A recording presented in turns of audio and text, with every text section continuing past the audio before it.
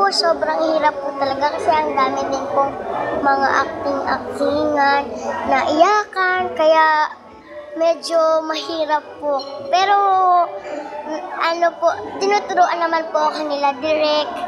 Kinakausap niya po ako para umiyak, kung paano umiyak. Ano ba mas madali sa'yo? Magpatawa o magpaiyak?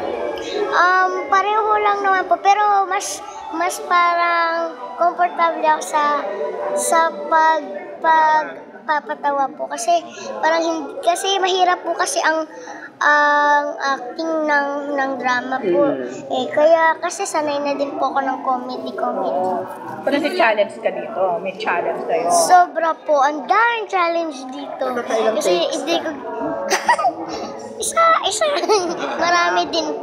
Nakakapanibago po kasi teleserye na may mga script na kung anong sasabihin mo. Kailangan seryoso kaya hindi ka magpapatawa. Like sa pag-iyakan, saan ka humuhugot? Maybe saan ka, ano ba? Ano inspiration mo? Ano iniisip mo?